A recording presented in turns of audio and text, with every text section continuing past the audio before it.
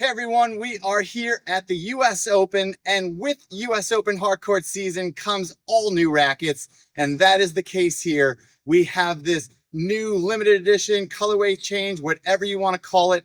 It's the same Babolat Pure Strike 1619 4th gen. They've updated the Cosmetic. We're going to tell you all of those things, what that means, and how it plays right now.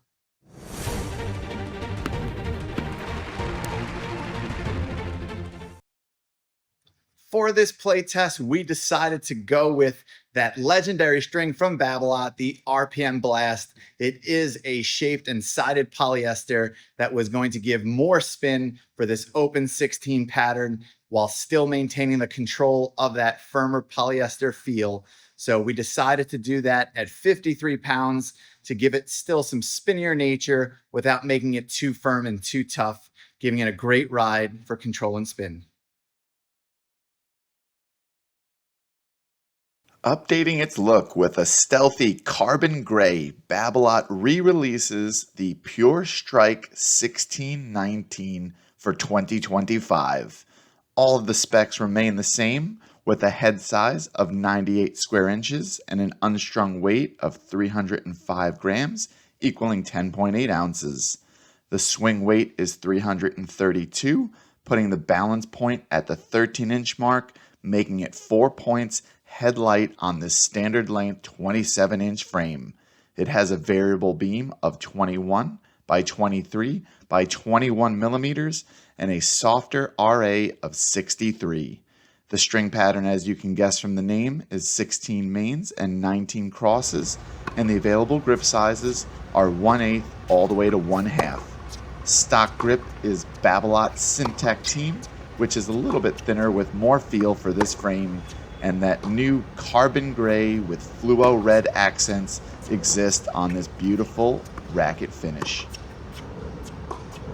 I don't know if it is the sun getting to me and I'm starting to get delusional, but it seems like a pretty simple change to the Cosmetic. They've taken the areas that were normally just all white from that Project 17 day of the Babolat before. Instead of having a blacked out racket, they had this prototype whited out racket, and they've stuck with that tradition through the different variations of the Strike. And now they've popped it with a little bit of gray. It looks like a lead, it looks like that anthracite. I don't know what it is about it. Maybe it's new. It's so simple, yet it looks so great. It's just like taking any other racket and putting a little bit more charm in it. What do you guys think? Hit us up in those comments. Do you prefer the original all white with the fluo variation, or does it look that much cooler with this hint of gray? From the baseline, I've said it before in my previous review of the 4th gen racket, and it hasn't changed much in this new silvery Cosmetic. This is a control all court racket that plays like a blade, that plays like a speed, that plays like a lot of these competing rackets, that lets you feel the ball, hit from the baseline, hit from the net, everything. But in this variation with that Babolat kind of DNA, I found that it had a bigger arc, more spin generation, nicer on the one-hander, pretty good on the two-hander, but just a different arc, a different kind of racket head speed that I was getting out of this to get a dipping shot. So if you like to shape the ball and give it a little bit of arc versus driving through the ball, certainly make sure that you're going with the Strike family that seems to have that flat essence, that classic nature with still some excellent topspin.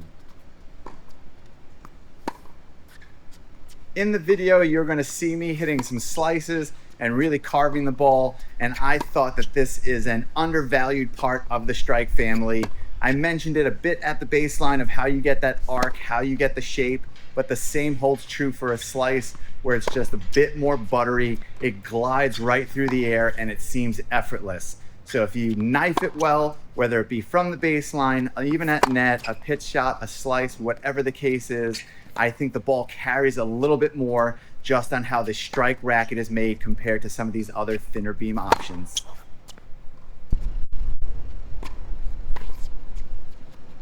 Being this is an all-court option, of course it's going to play well at the baseline. Of course it's going to play great at the net. I love the maneuverability, the sweet spot, the precision, so many positive things about this racket.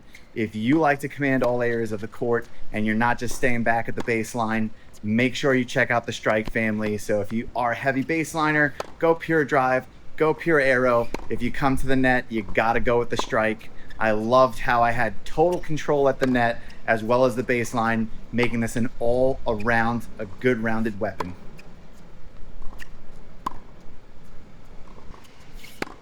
No changes in score for this updated Babolat Pure Strike 1619 Carbon Gray Racket release in our Solow Sports graded review. No tech updates, no spec change, and just a re-release with a higher price. You get the same great performance with a look refresh. The ideal player match for this racket is someone looking for control and spin anywhere on the court. A variety of grip styles complement this racket, and both one- or two-handed backhands are a fit. Whether you want to dominate the baseline or net, you can do so comfortably if you're rated 3.5 or higher and have some physical strength to yield this slightly over standard weight setup. Similar rackets include the Head Gravity Tour, Wilson Blade 98 1619, Solinco Whiteout 305, Technofiber TF40 305 1619, or Yonex Percept 97. However, if you want the whippiest and most spin-friendly option, look no further than this sleek Babolat option debuting in the hands of many pro players at this year's US Open.